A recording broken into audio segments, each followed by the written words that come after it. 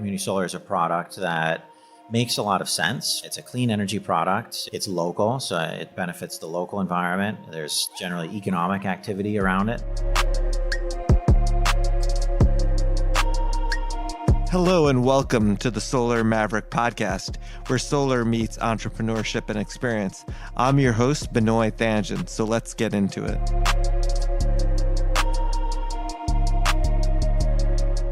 Hi, this is Benoy, your host for the Solar Maverick podcast. And I'm actually really excited to have Eric Dunke as our guest today. And he's actually the CEO and founder of Power Market. And they're involved in the community solar space. They basically acquire and manage customers for community solar projects.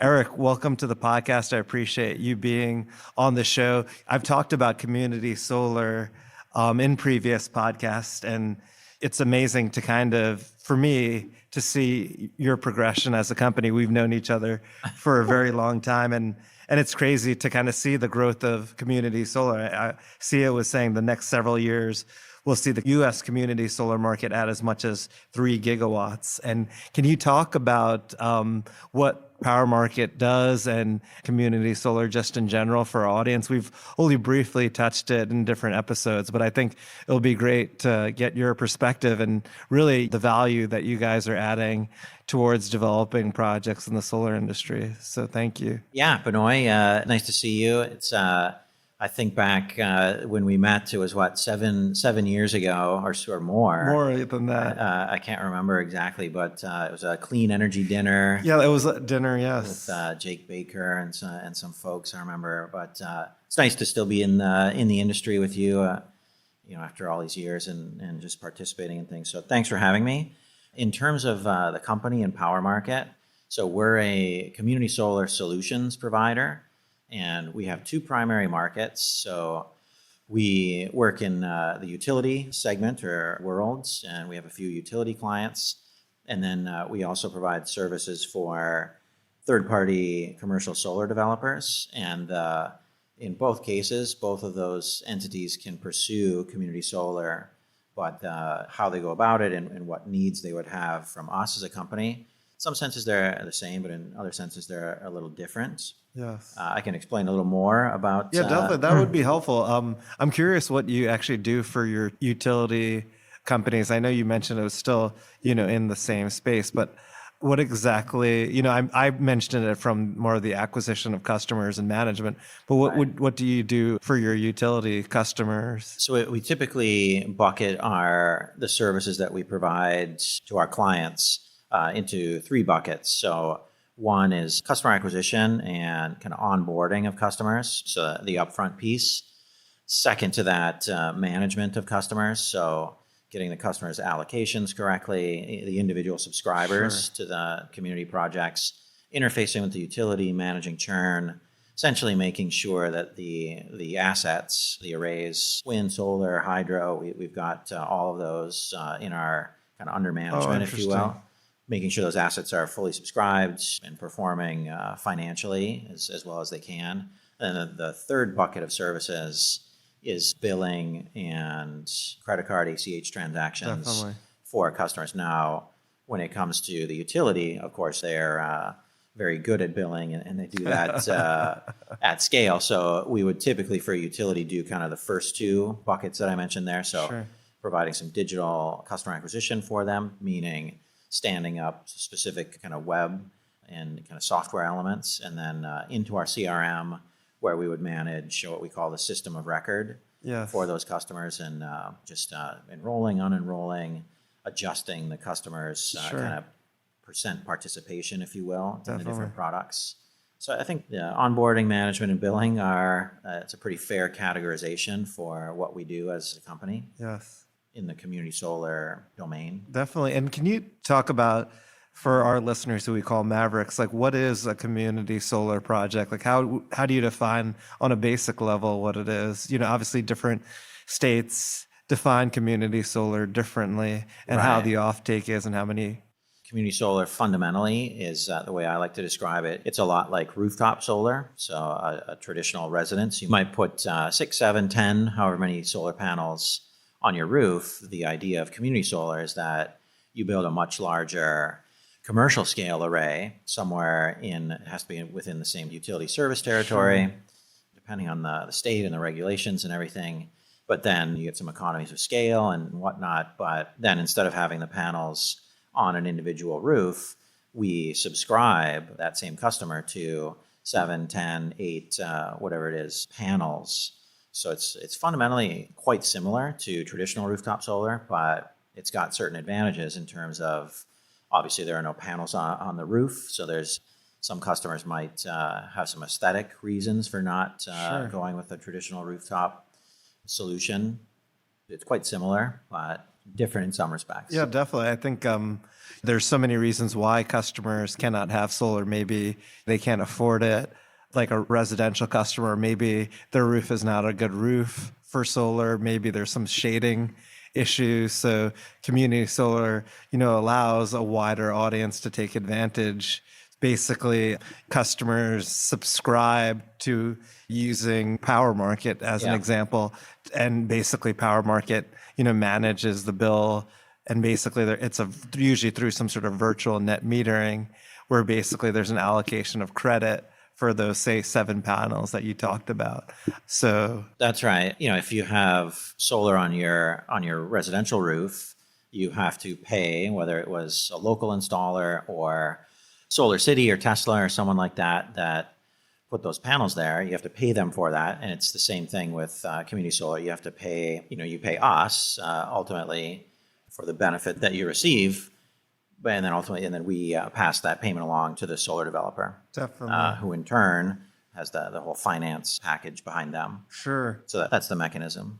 Definitely. And what states are you seeing community solar where you guys are more active?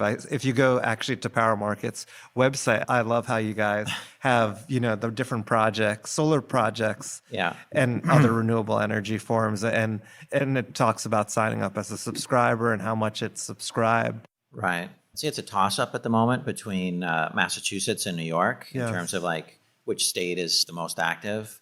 Massachusetts traditionally, I think, was kind of one of the first movers when it came to community solar. But if I had to put them in order, I would say the states that are most active in community solar, and when we say most active, meaning that they've passed enabling legislation, so the utilities are forced, or they have to put the net metering credits onto the customer's bill and generally support community solar as a product. But I think I would say Massachusetts is probably still the leader in terms of community solar activity and installations and all. And then behind that, New York, and then probably Minnesota after that. Sure. And then Rhode Island. Actually, there's a good bit of activity recently in Rhode Island. And then probably behind that, Maryland. Yes. And then I know Illinois is doing some things. And then Oregon, I know, is planning on some enabling legislation. And then New Jersey, I think, will be coming online shortly. It seems to be a growing market, which is good.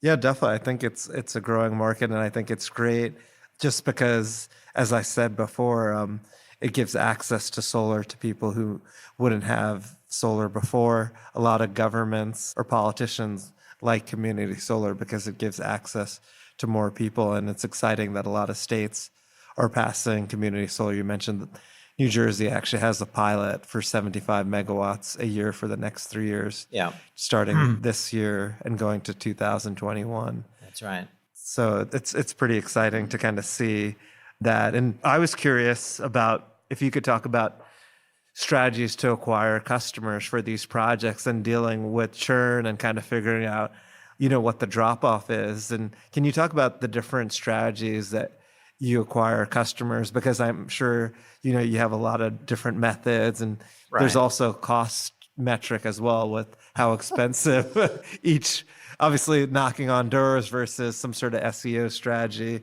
SEO would obviously be some cheaper, or an AdWords than a... Right. Yeah. So it's fundamentally, community solar is a product that makes a lot of sense for customers. It ought to be the easiest thing ever to sell, right? It's a clean energy product. It's local, so it benefits the local environment. There's generally economic activity around it, so it's good for the local economy, and it's almost always offered at a discount to your current utility rates. And yet, the going rate, depending on whether you're talking about a rural environment or an urban environment in the state and the underlying costs and all. But it can cost between $350 and $850 just to acquire one single customer. Wow, that's a lot. That's a big opportunity, right? If you just do the math, you're like, I could sign up 10 of my friends and pocket $8,500, right? But when we have kind of gotten into that market and we do some customer acquisition, it turns out that it's as hard as people say it is. And primarily, we think that it's a function of education, that people don't really know what community solar is, and they oftentimes confuse it with ESCO products, and they might be a little gun shy from the reputation that the ESCOs have in states that have competitive retail.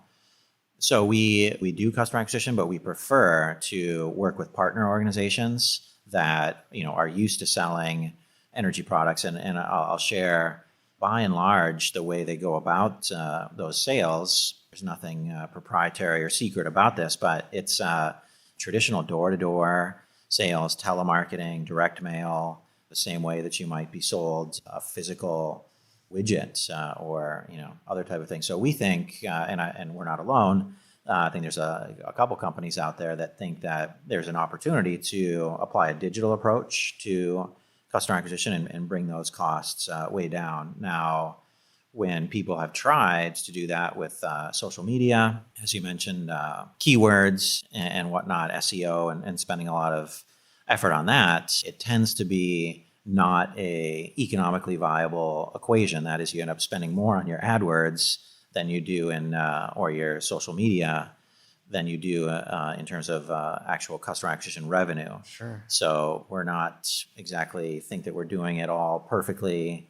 So that maybe there's ways that we can improve and make that viable. But by and large, it's still a problem that someone somewhere, and we hope it's us, is somehow going to solve. So our marketplace and some of the approaches around that is one way that we think that we can maybe bring those customer acquisition costs down and benefit providing that service. Yeah, definitely. That's really important. And I think the cost of acquisition, obviously, people prefer it to be lower. So if you're able to come up with some sort of strategy online to be able to do it, that's effective and that's not costly, as you mentioned, can be a huge differentiator. As you said, it'll be figured out. Just or maybe not. I don't know. Like ESCOs are still selling their products with direct mail, and they've had every opportunity to embrace a digital approach, and by most measures, we see some of them doing it, but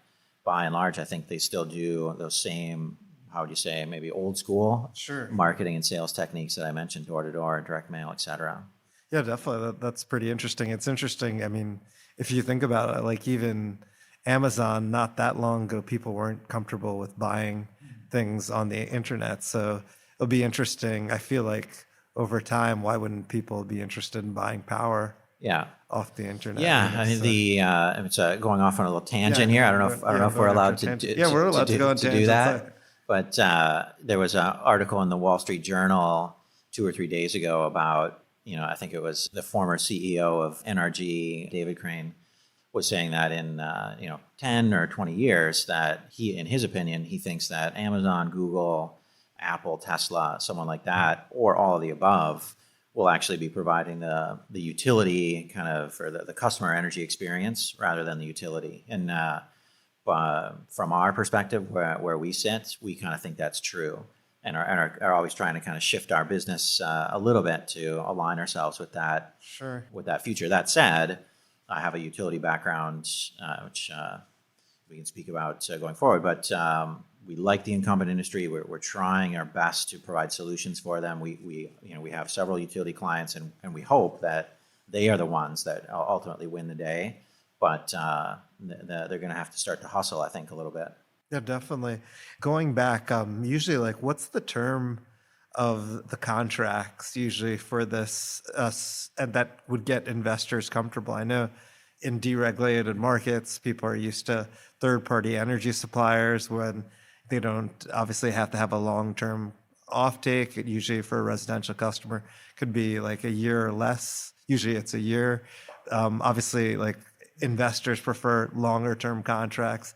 They ideally would love like a 20-year contract, but it seems from having residential offtake for community solar that you have to have a lower term of contract to get the customer Right. interested. Yeah. So we see, it has evolved a little bit in the 3 or 4 years that we've been in this industry, but so at the moment there are active kind of projects that we're managing and acquiring and just engaged with where they have a 20-year term and a fairly arduous contract complete with exit fees and things of that nature. And then at the same time, in parallel, we're selling and involved with and managing projects where there's no term, or maybe it's something very agreeable, like a year contract or something like that.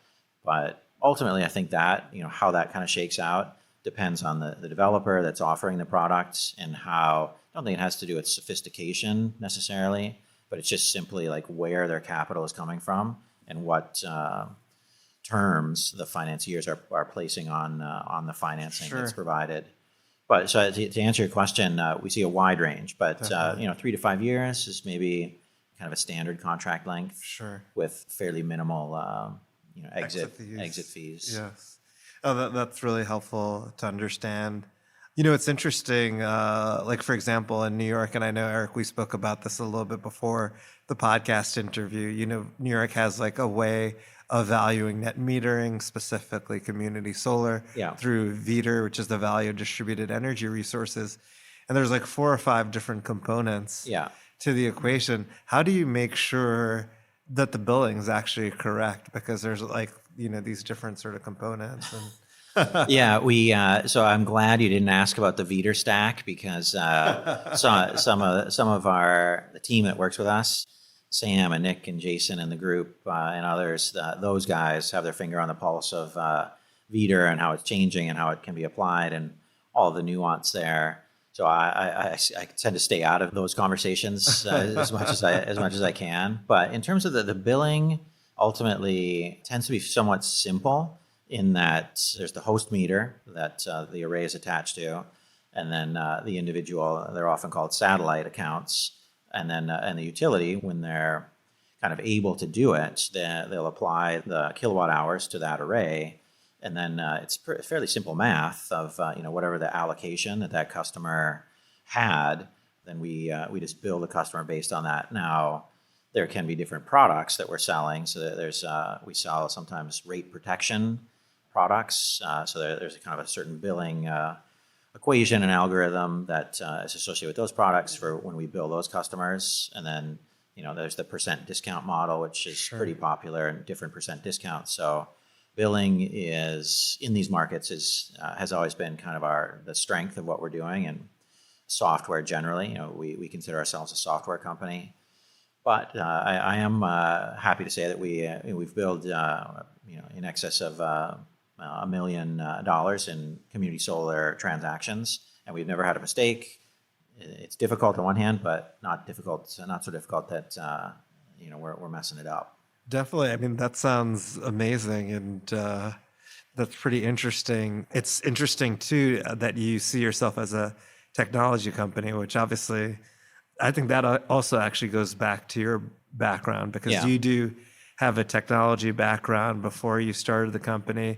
You did work at a utility at PSE&G. Can you talk about your background and what got you interested in solar and in renewable energy? Yeah, it was the dinner when we met. Was it more than 7 years ago? It was more than 7 years, because you were at PSE&G, I think, at the time. Maybe, I guess, yeah, 8, 9, 9 years ago, yeah. Time flies. It's crazy how. Yeah, so the story that I always tell in terms of starting the company is that I spent at least 10 years, but I will say 15, 20 years as a software engineer earlier on in my career.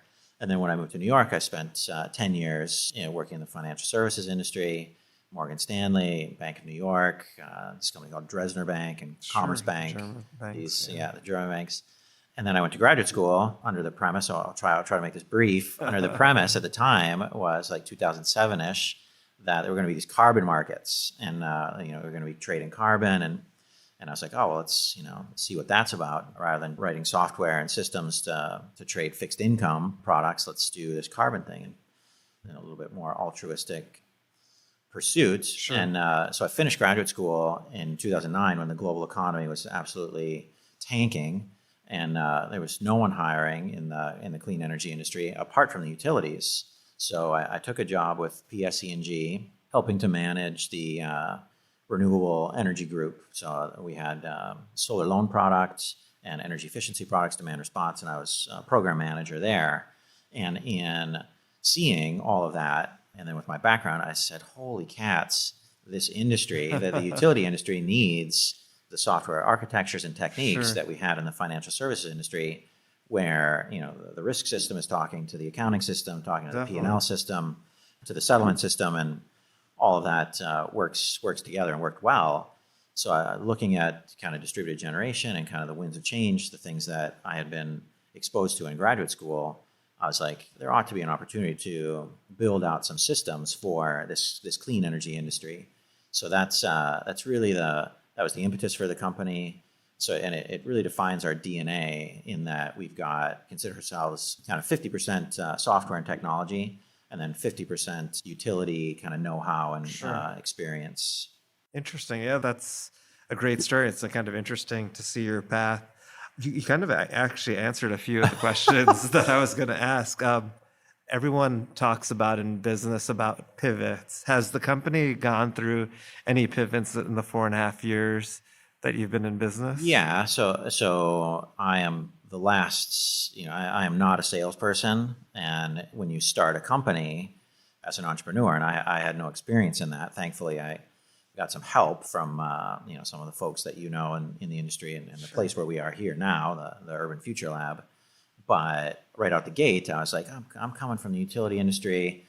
I'll just turn around and sell this product that I had kind of built, which was kind of a generic platform to kind of support not any kind of clean energy technology that a utility would offer, but a solar product or an energy efficiency product. I kind of built the building blocks of that.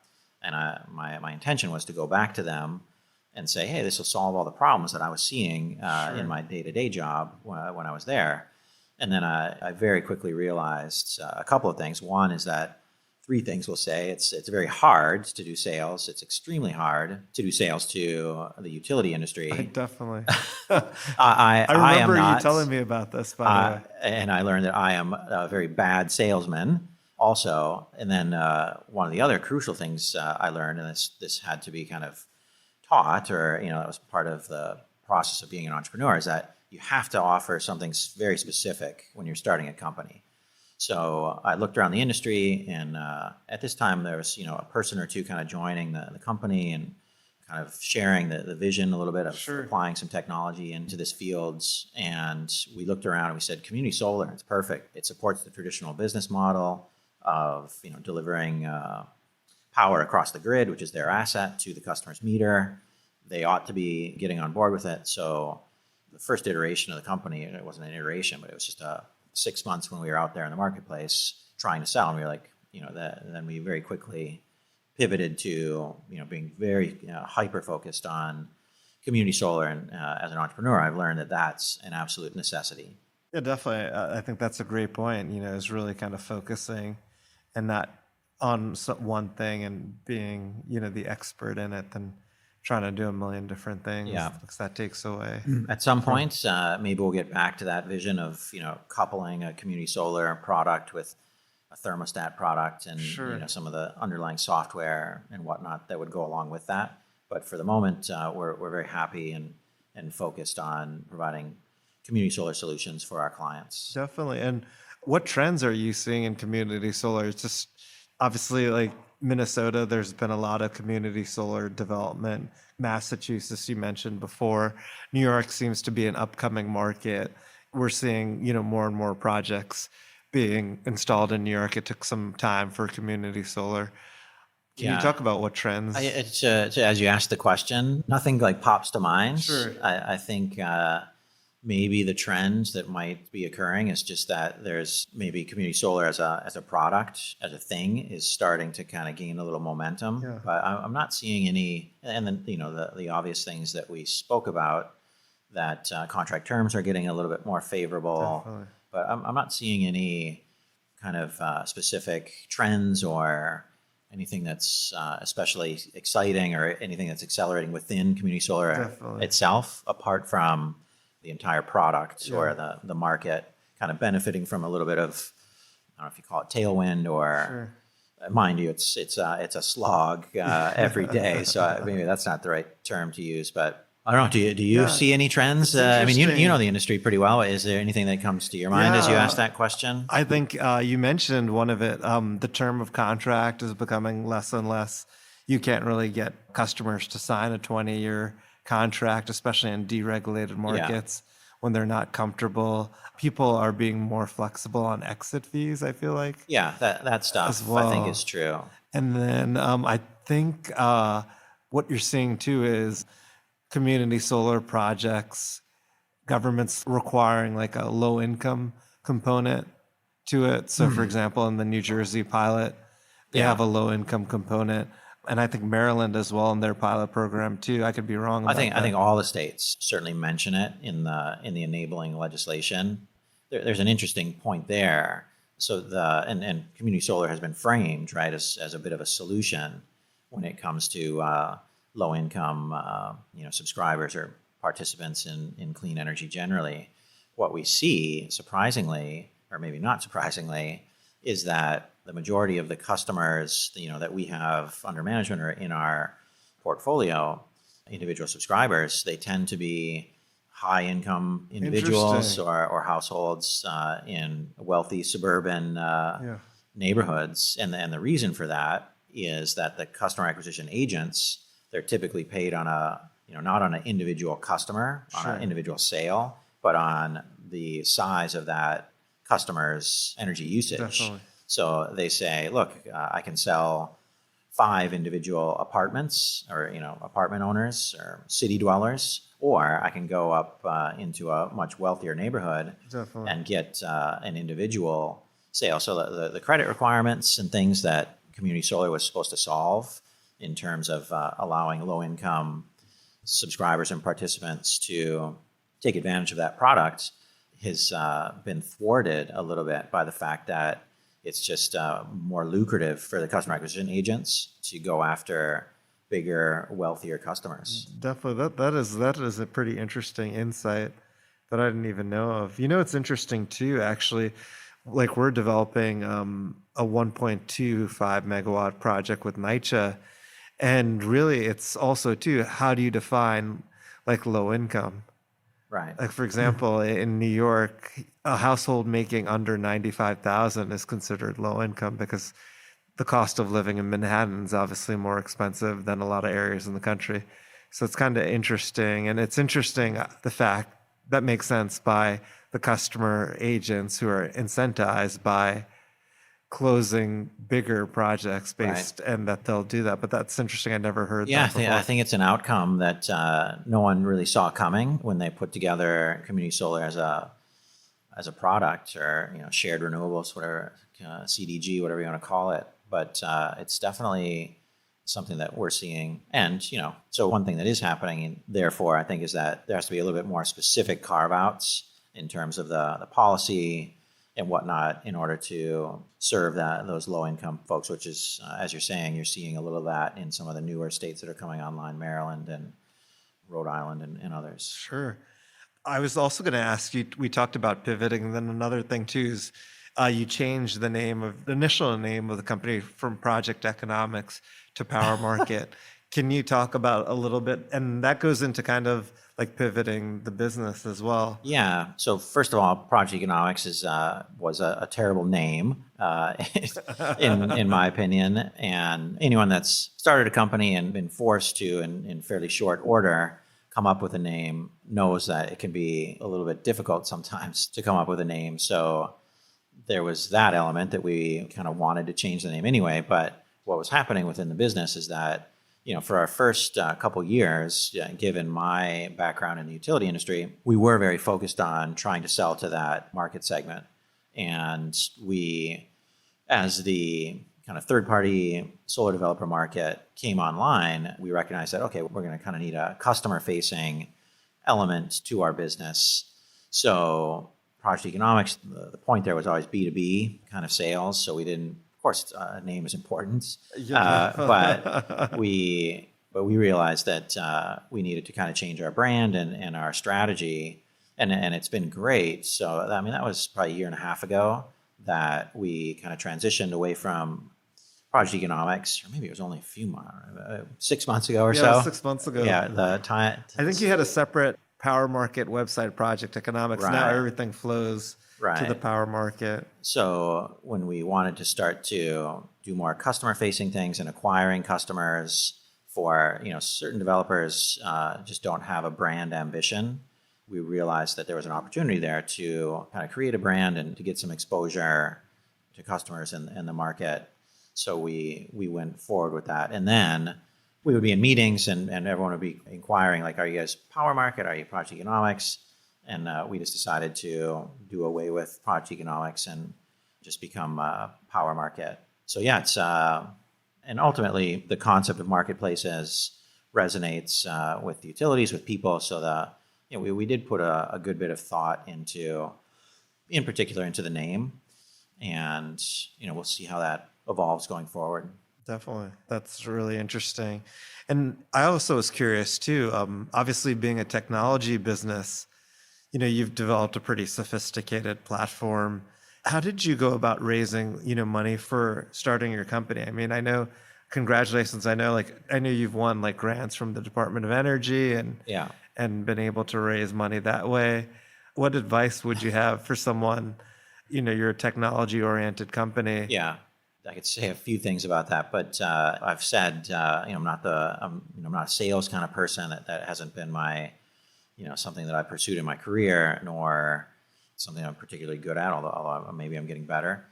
But what I am good at is, building software applications and architecting them, and consider myself a fairly elite software engineer. So I was able to build on my own, evenings and weekends, the first iterations of the platform, and actually, we were able to get initial revenue just from that kind of bootstrap. Sure. That's amazing. Bootstrapping, way to go about it. And then with a little bit of market traction, we applied for a couple grants. And as I think a lot of people do, we missed maybe the first couple grants that we went after. But eventually, if you just continue to apply yourself and you listen to the market and you're agile and somewhat smart about it, Sure. There's money available, in particular in the clean energy industry. So we got a $1.15 million grant from the Department of Energy, which certainly helped and kind of got us over the, what do they call it, the valley of death or the chasm, to go from that first year and then to carry into the third year. But at this point, we're cash flow positive and things are going really well within the business. I think we'll be kind of growing a little bit here going forward, which is good. Yeah, definitely. I mean, that's exciting. That's to kind of hear how you're able to first start the business and the funding that you received, and that you're cash flow positive. That's huge. Congratulations, Eric. And it's amazing. It's been a struggle. I mean, let's be honest, but it has been pretty exciting. I've heard other entrepreneurs say that it doesn't really feel like work when the challenge in front of you is as big as it is, and so there's some upside to it in that regard. Definitely. And we're coming to the end of the interview, and I have one more question. This kind of, you alluded to it a little bit. Obviously, this show's not just about solar, but entrepreneurship. You founded Power Market. What suggestions do you have for someone starting the company now that you've been in it for 5.5 years? Most businesses, they say 50% of all businesses fail after 5 years. It seems like you're building a lot of great momentum. I'm excited to see how many different projects that you guys are working on. And then, when I hear customer management and acquisition companies, you guys are kind of the first company that I hear. Appreciate that. Thanks. You're welcome. I mean, I won't say the cliche thing that you always hear is that you just have to persist and be persistent. Sure. and keep at it.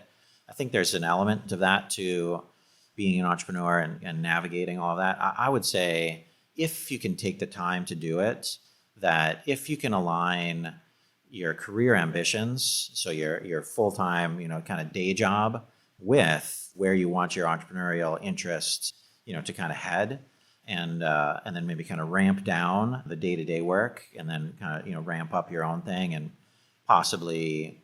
So I guess I would say that, like, Sure. if there's a graduate degree that you could swing into it. The thing that I've seen over and over again is people that, like, extremely talented people that might get an MBA, and they're extremely polished salesmen and speakers, and how do you say, just impressive individuals from a business perspective, but they don't and they'll go on and tackle an industry that they might not have all that much experience in.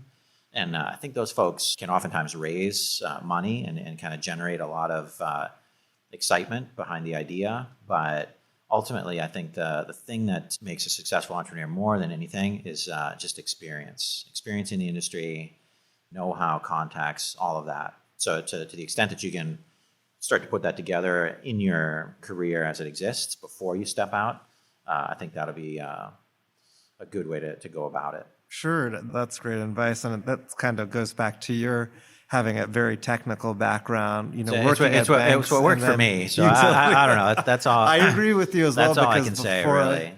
Before I started my company, I had energy experience. There you go.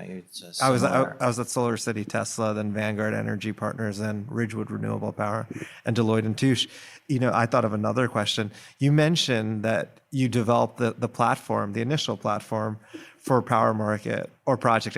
Did you do that while you had a full-time job? Because you were talking about nights and weekends. Not so much the development of it, the actual, building the software, but certainly getting into the ecosystem and going to events and Sure. meetups. And in our industry in particular, there's things like the Clean Tech Open, and there's quite a few resources for folks to kind of start to give it consideration. So I was participating in those things, which is just natural, right? If you're working at a utility in the renewable energy department, to show up at those events made a lot of sense, both from my existing career, and then also in terms of maybe looking for opportunities and things to pursue. Definitely, that's pretty interesting.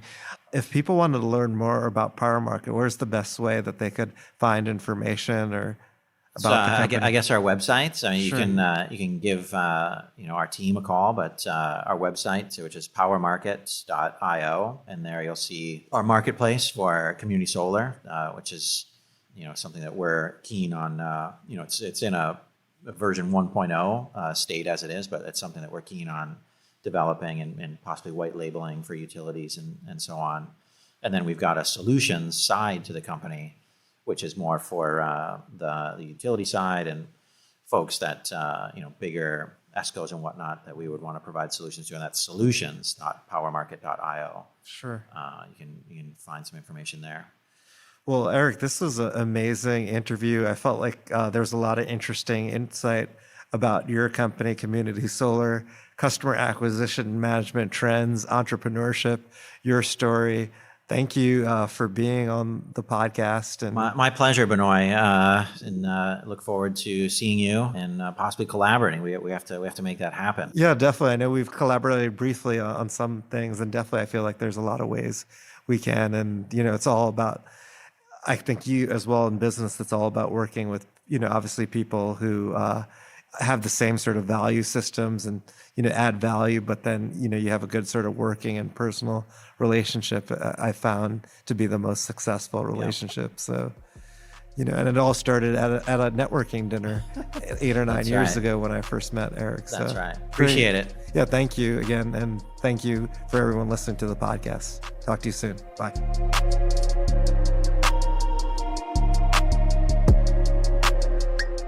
Thank you so much for listening. If this content is delivering value to you, please go to iTunes and Stitcher Radio and leave us a 5-star review. That helps us build this community, and that's what we're all about right now, building this community as big as we can to deliver as much value as we can.